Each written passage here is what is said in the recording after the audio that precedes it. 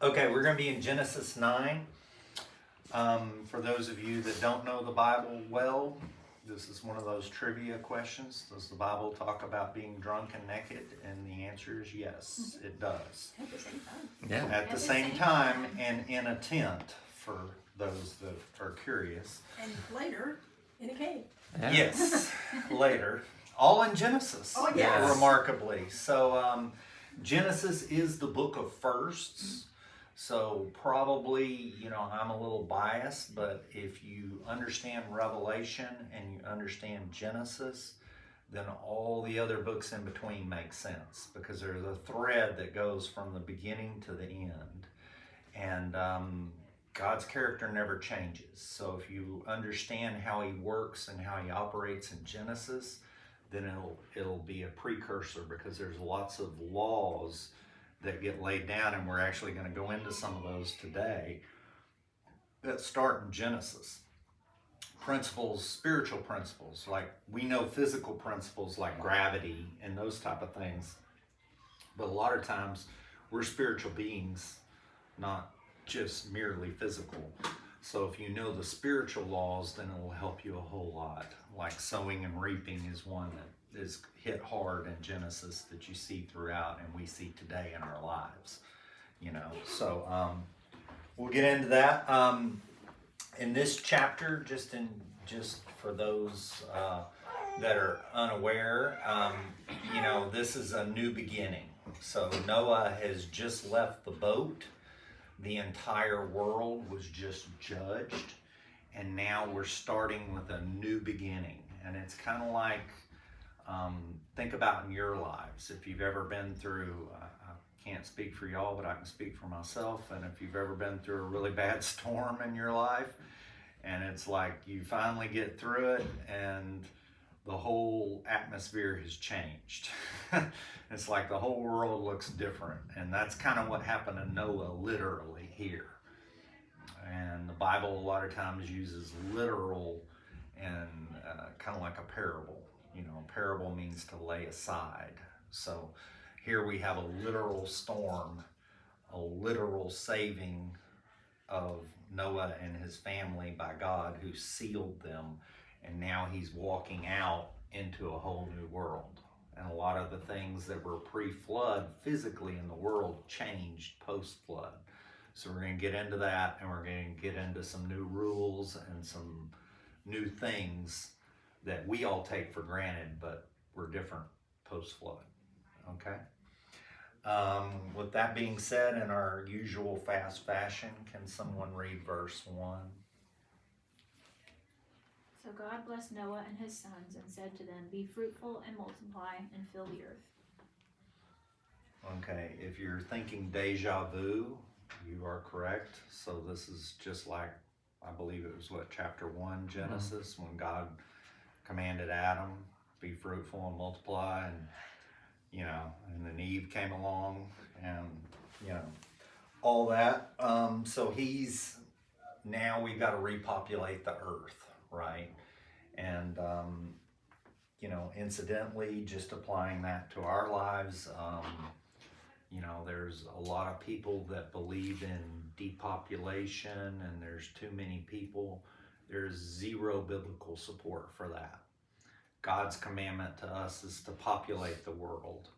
And the very thought that there are too many people means that God didn't plan it. So it's a very anti-Christ thought. Yes. To even believe that there would be too many or too few resources, like that we would run out of resources, like God didn't plan. It's a foreign thought.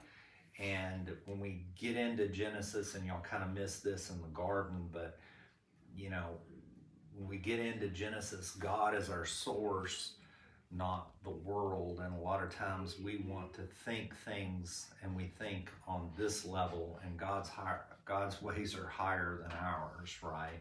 So this is yet another reason, right? So you can take that when you have a godly perspective to lots of things. Like we're supposed to be stewards of the environment, but the whole idea that that we would influence by man's way of ruining the whole world by driving a car when, when you actually study it, one volcano does, More. 1 million times more than all the car travel and all the exhaust and all the emissions rules. And it's egocentric and it's prideful to even think that you could do that, right? Mm-hmm.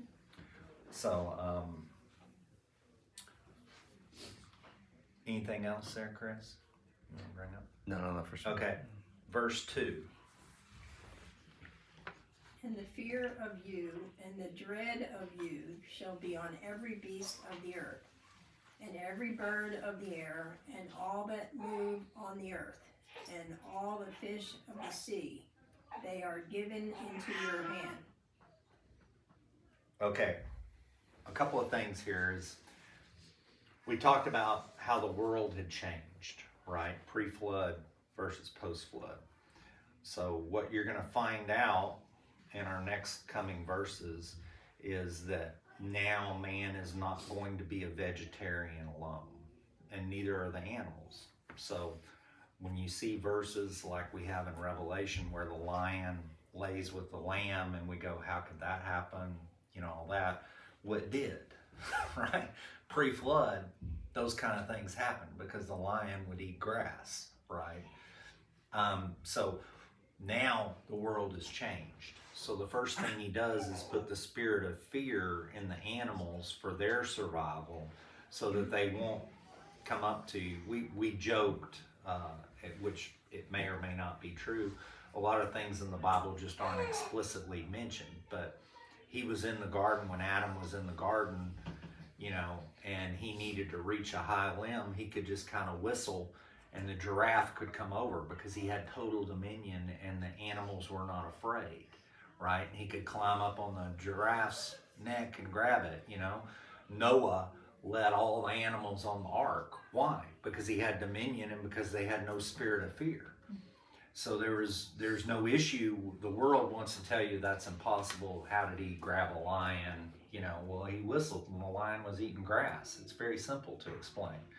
It's all a matter of thought and perspective on how big your God is and how much faith you have, right? We put faith in crazy things. All of you sat in that chair today and you didn't test the chair. You didn't know that the person had actually screwed it and put it together correctly, or that it was engineered to hold your weight, but you had faith enough to sit in the chair. We put faith in all kinds of things, which many times are quite honestly misplaced. Yet in some things we won't even have faith in our own Creator who made us. It's illogical when you think of it from that perspective.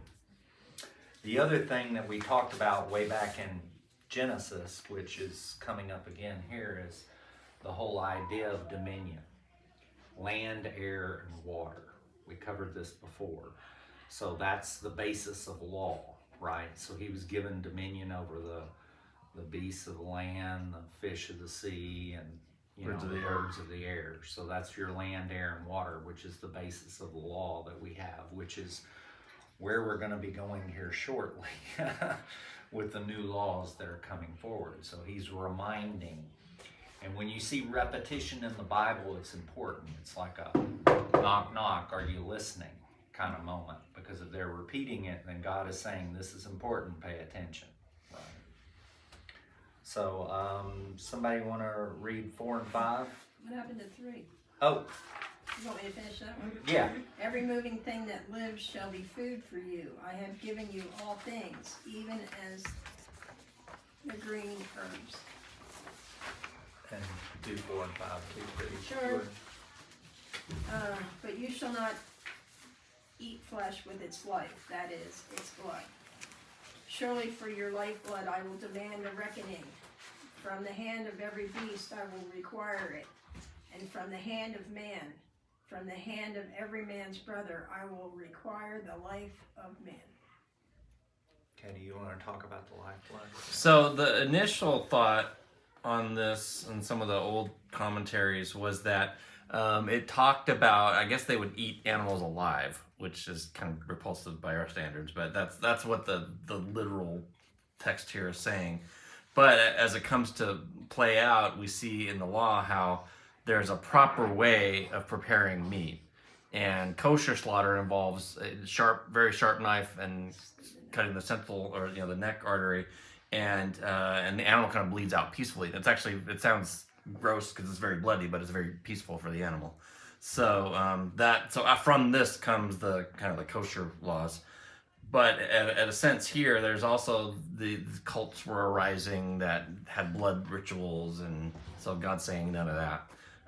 And so the blood is very sacred, because we had in chapter 4, we had Cain killing Abel, and then God says Abel's blood is crying out from the ground. So there's probably a lot more going on with our blood than we have than we're aware of. But so that's probably what's going on with the verse 4. And then we have, taken the blood. We're in the Halloween season, and this is a huge satanic ritual with the blood and all that. And I don't have to go down that whole rabbit trail, but that there is definitely, and I think God knew that, right? So he's putting it down right now. You're not going to be like those people, He's putting it down here. And and then you just notice that the table, even as I gave you the green herbs, like she said here. So this is the transition from vegetarian to omnivorous, if you will. And that applies, a lot of times we miss that, but that applies to not only man, but also the animals, right? So at this point, it was a transition for all of creation. To say something. I worked with Seventh-day Adventists in Guam, and the true Seventh-day Adventist would not eat any meat at all. And their reckoning was that he gave us pre-flood. That's what we eat. And I said, well, what do you do with this verse? Because God said it. Are you negating God? And there was no comeback. Right.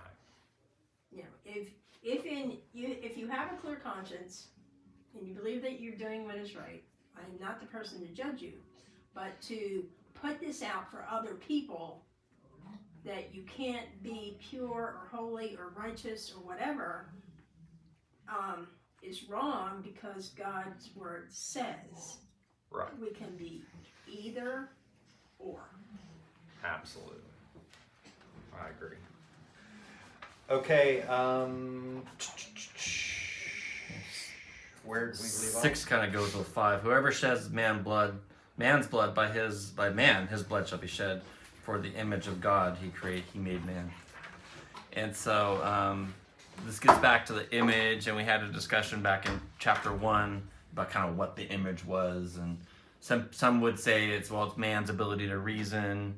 That argument gets a little tenuous when you look at kids that are born with birth defects and they don't have that. So are we saying those children aren't in the image of God? That doesn't make sense. So this appears to be just some kind of status. That's what Michael Heiser says in his book. It's the image of God is like this status that God gives to us, is because we are his special, of all creation, he has a unique relationship with man. And so I kind of phrase this in Godfather lingo. It's like you mess with man and you're messing with me. So I think it's lots of sense of what's actually happening here. And so you see the institute of the death penalty, and I found it interesting that in chapter 4 he didn't require Cain's murder, right, or death penalty. And whether it's correlation or causation, the next passage we have this terribleness of Cain's line, right? So it's almost like the world might have been better off had Cain, gotten lead poisoning somehow, to use our term today. So, but then now here he is instituting the death penalty, and it's like, well, I think there's a deterrent effect. So he's putting a would-be murderer on notice. You're responsible now for 2 lives, the one you're about to take and then your own. So your blood is not on anyone except you. And I think, taking that to modern day, we have, there's been studies shown that where the gun laws are restrictive, the violence actually increases. And there's been attacks to places which allow no guns, you know. So the whole thing of the deterrent aspect, I think God knew all the way in the beginning. The other thing here, what was I going to say? The image of God. So back to the image of God, you know, I think we have some mentally challenged people in our family. And if you've had any experience being around Down syndrome or some of those people, sometimes they're the most wonderful and some of the most joyful people. And, you know, the thought that they would be less, or that, you know, that people wouldn't value life because they come out that way. And, you know, I have personal experience with people that are just so joyful, that are Downs or something like that. And it's like they have so much joy in the very simple things that we take for granted every day. And we let one little circumstance in life ruin our day and get upset and angry. And they're just happy with the simplest things. And it's like, sometimes you almost question, like, did they get the bigger blessing by being Downs? Because they're so joyful when they go through life, and we have to analyze everything and not take things as joyful and as a gift from God like they seem to do naturally. And go ahead. Last year, a friend of mine asked me to do something on email, sign a petition for people with Down syndrome. They did not have the same rights as Jerry did for transplant of anything. And it's like, wait a minute, when do you get to be God? So Right. I signed the petition, and I gave my reasoning because it's one of the things that was required for that. Gave my reasoning for it. But what surprised me is they changed the law, praise God, and that the person who was responsible for changing the law got back with me. Because in the past, nobody had, but this was, wow. You know, like they're following up on, because you have showed a great interest in life, and follow up with you. And so when things come up, I get notified. But I cannot fathom that somebody has the right to say, you're valuable and you're not. I mean, we volunteered regularly at a place that used to be run by the nuns. I think it's switched now, but they were for the mentally challenged, and they had to have an independent life. So they would all, in order to live there, they would have to work and all this. And there was this one kid named Anthony. I call him a kid, but he was probably older than I was at the time. And he was probably in his 40s at least, black guy. And he was a dishwasher at the Zodiac restaurant at Neiman Marcus. He had been he was one of their oldest employees. Yeah. He had been there for 20 some odd years as a dishwasher, never got another job.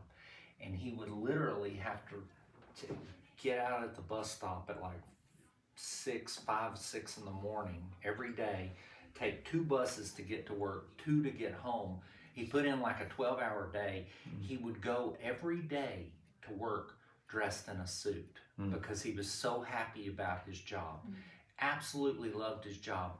Neiman Marcus paid him minimum wage for 20 years, never given him a single raise.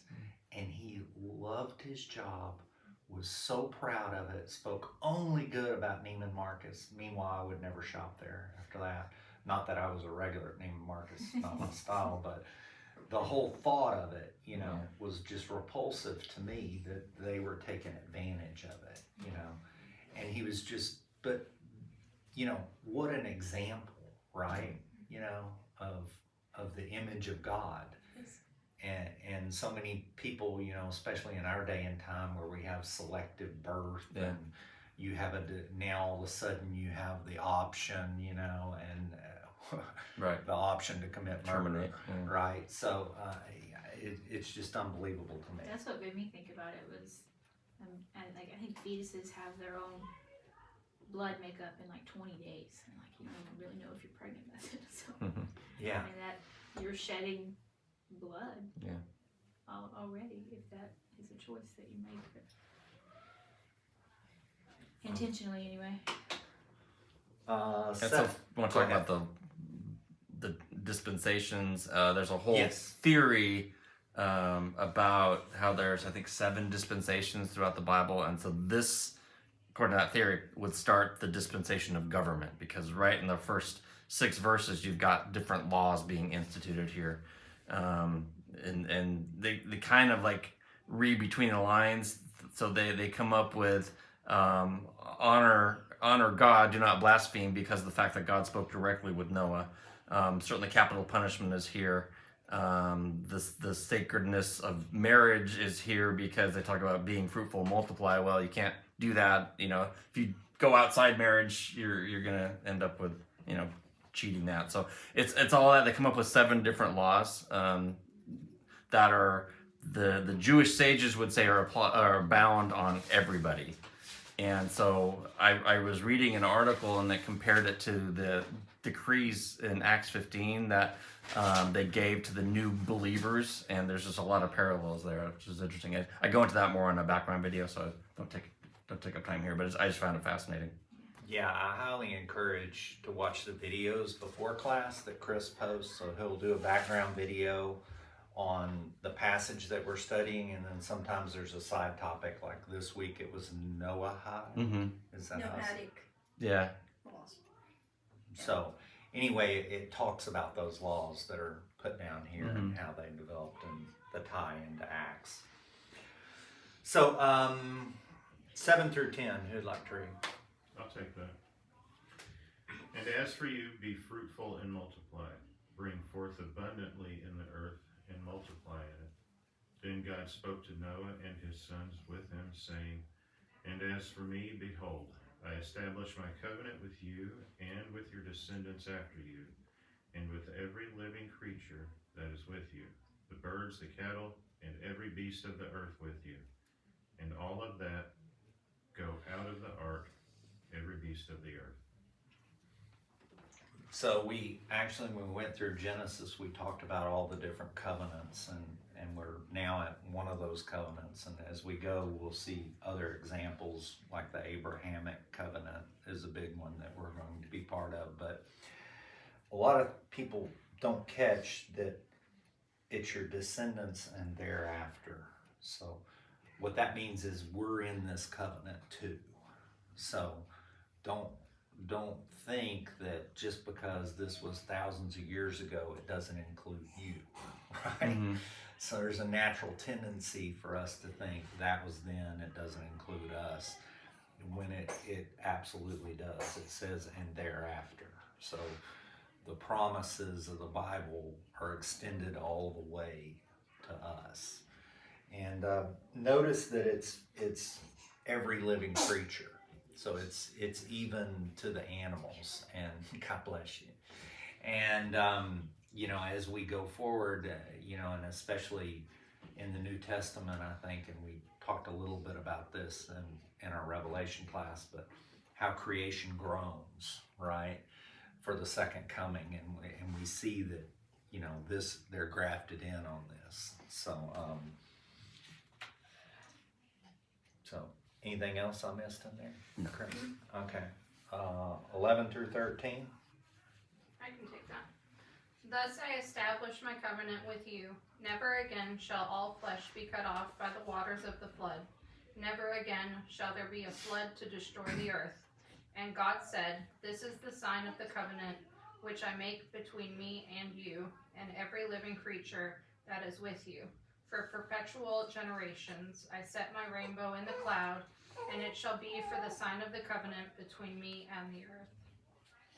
Chris, you want to take this one? So each of the covenants have a sign, and it's going to be interesting when we look at that. So here's the sign of the rainbow. Abraham gets the sign of circumcision. Ouch. Moses gets the sign of Sabbath. And then even the new covenant gets the sign of the Spirit. And then in Paul's letters, he talks about the Spirit as a pledge. And so it's like the sign. So God always has something that we can look and to remind us of the covenant. So it's not just written down; it's in nature, and that's interesting. So every time we look up and we see a rainbow, it's a reminder of God's promise.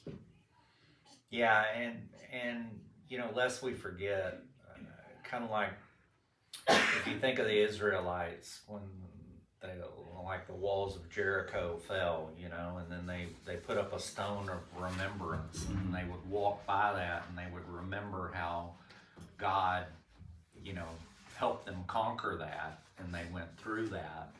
Well, we have it in the clouds. I mean, he gave us the promise right here, and that promise cuts both ways, right?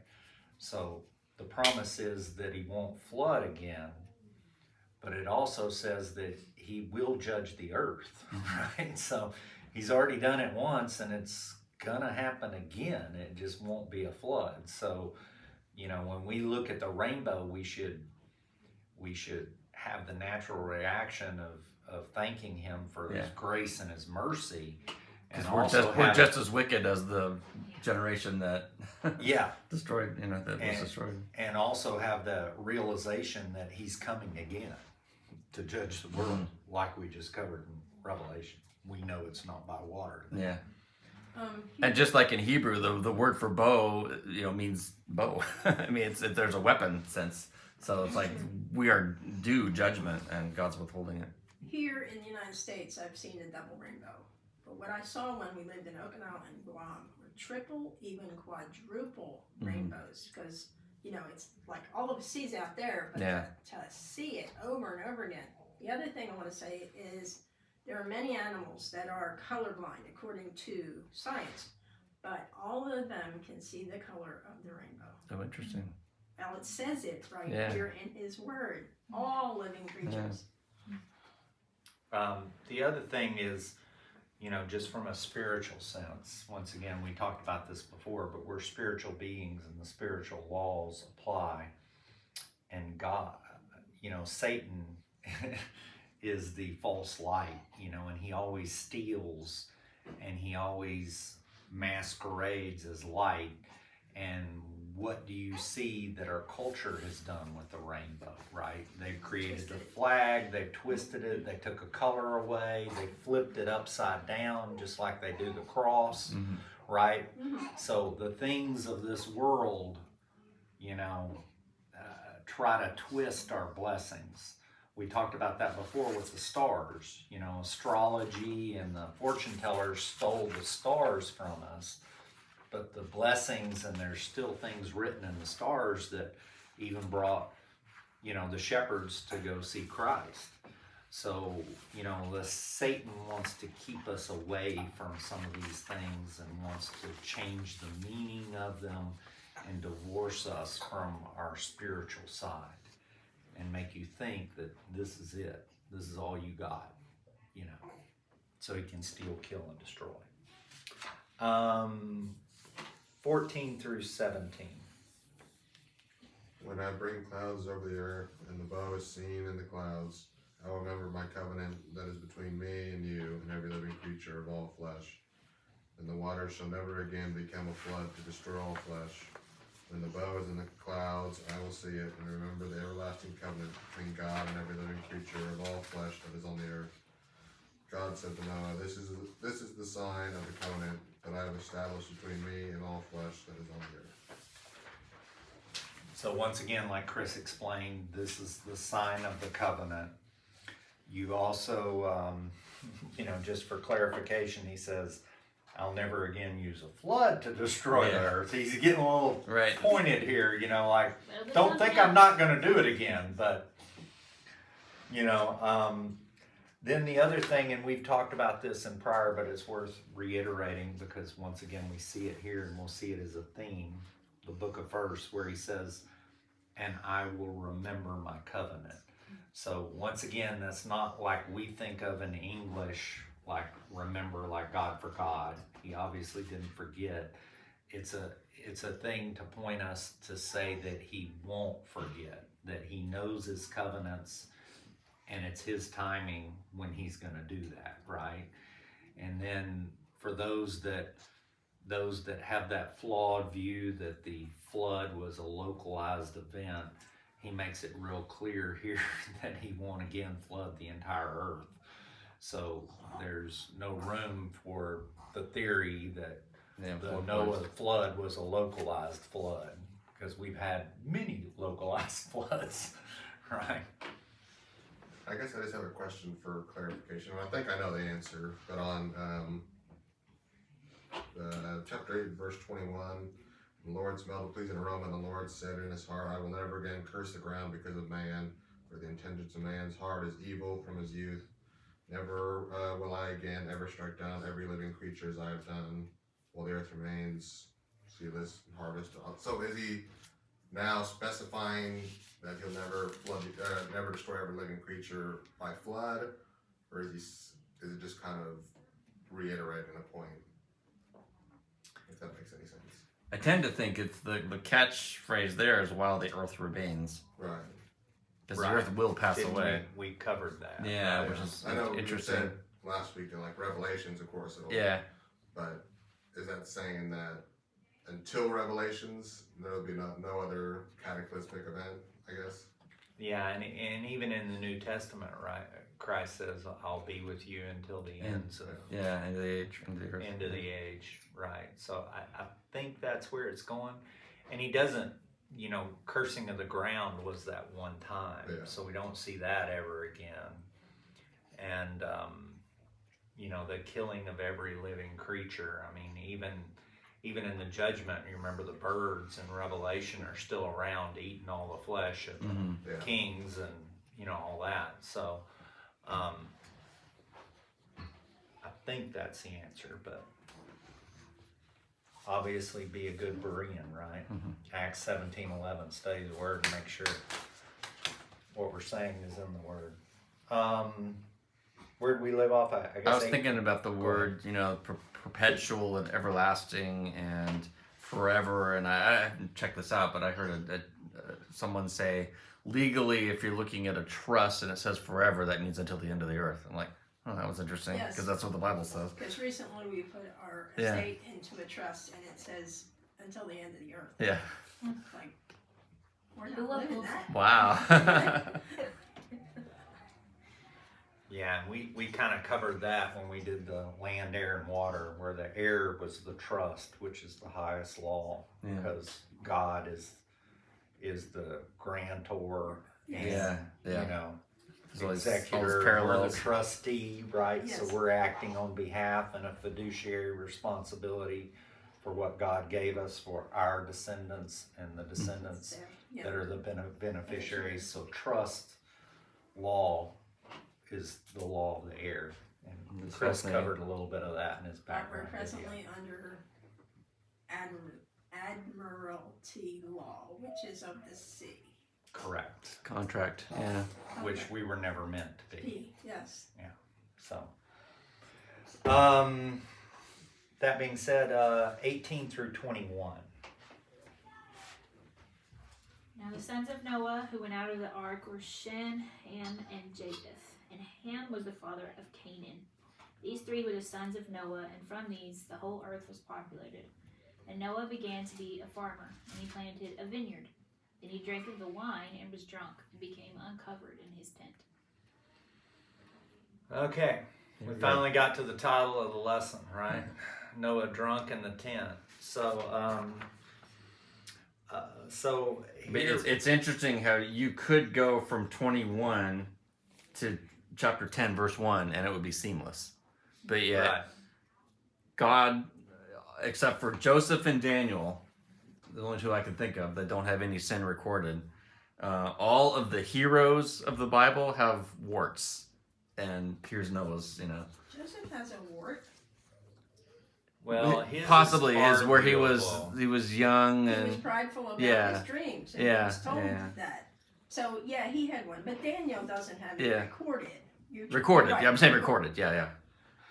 But here's Noah's. Noah up Yeah. to this point had been righteous. He's the only one righteous on the earth, and Yes. then here's what he does. I take point that he was prideful of his dreams, because I don't see that. I know there's that argument out there, but I just see, I you think know, it is poor Joseph, you know, he was nomadic. He had nobody to share his dreams with. So, you know, Well, we'll get to that later. but Yeah, we'll get to that. We'll have that debate when we get there. Yeah, but later.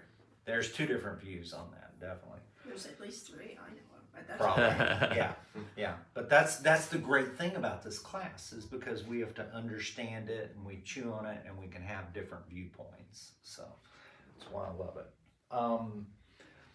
Okay, so here we have the descendants of Noah, and I highly recommend you you go into Chris's videos because this is our genealogies going all the way back because we all trace to the generations of Noah, and it's fairly enlightening to go through that path. And and here, of course, I really like the flawed characters of the Bible, especially the ones that are total screw-ups like Jacob. You know, he's a forefather of the faith, yet he was a train wreck. I mean, in almost every sense when you read the story of Jacob. So when I see characters like that, that gives me hope because my life is kind of a train wreck, right? So I see those characters as great. It's the ones like Joseph, like Daniel, that have very little, if any, flaws that I have a harder time relating to because the bar is just so high, you know. But anyway, you know, the other thing is, you know, lest we forget, Noah is in the Hall of Fame of Faith in Hebrews. So even though he was drunk and naked in the tent, and we don't know all the details of this sordid story, but there's some hints, but he was still counted as righteous and in that. So that should give you, you know, comfort that God's not going to take your worst screw up against you. Right. You know, that he's going to remember your righteousness. So, anything else before we go on to 2025? No, we can keep. Okay. Who would like to read 22 through 25? I'll do it. And Ham, the father of Canaan, saw the nakedness of his father and told his 2 brothers outside. But Shem and Japheth took a garment, laid it on both their shoulders, and went backward and covered the nakedness of their father. Their faces were turned away, and they did not see their father's nakedness. So Noah awoke from his wine and knew what his younger son had done to him. Then he said, "Cursed be Canaan, the servant of servants. He shall be to his brother." Oh. I have to find it. Did I miss? I think that's it. Yeah. All right, last one. Okay. So this is an interesting passage. This is one of those that when we get to heaven, he'll be able to tell us what actually happened because the Bible doesn't give us any details. So there's what So historically on the mild side, it may have just been, you know, snickering, or he ran out and said, "Hey, look at Dad," you know, whatever. And then the older brother said, "No, that's not." So there's the overarching command is to honor your father and mother, and so whatever Ham did, he didn't honor his father. Continuing on the sordid scale or various physical acts that probably don't want to get into, but it does when the Bible in like Leviticus talks about uncovering the nakedness of the father, it refers directly to adultery, not sodomy, but adultery, like his wife. So there's that thought too, and maybe why is Canaan singled out as, you know, Canaan may have been the product of that union, but we don't know. The Bible doesn't tell us. So, like I said, the Bible tells us all we need to know, maybe not always all that we want to know. Right. What we do know that's interesting here, if you didn't catch the flow there, but Ham is the one that's literally in the text that saw his father's nakedness, yet the curse doesn't go on Ham. The curse goes on Canaan, so which was his offspring. Right. So that's kind of the interesting thing about the other theory. But the truth is, we don't know. The truth is, we just don't know. But it's kind of curious. You know, I have a really good friend that's black that I work with, that we went through this, and the McGee commentary talks about this, but apparently there's been stereotypical things in history where they've said that the curse was the color of your skin. And McGee goes deep into that, saying that that is, you know, Crazy. is crazy, racist, everything else. So, you know, if you come across anybody that has that type of belief, you need to shut it down, because there's zero biblical support for it. And some of the first generations, the most advanced ones, were the Egyptians and the Egyptians that had dark skin. So the whole thought of that, you know, and once again, as we had, if you were here, but our church had a whole sermon on Genesis 10, which is where we're going next year. Yeah. And we went through the race, and it's the One race. Yeah. So there's one It's race. Human. Yes. And it has nothing to do with the Right. 0.0001% of the pigment that's different, Mm-hmm. you know. So, I guess the only other thing I thought I'd mention here, just from a clarification standpoint, is a lot of times the Bible will say son or even daughter, and we think of son and daughter like our sons and daughter, but a lot of times the Bible means grandson, or it takes it in those terms. So when you're seeing that, once again, the precedent is set in Genesis, and it flows all the way through. Any other thing here? Just the age is interesting. So 28. Now Noah lived 350 years after the flood.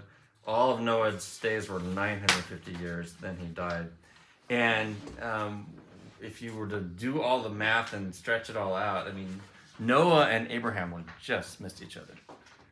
Shem would have known Abraham potentially.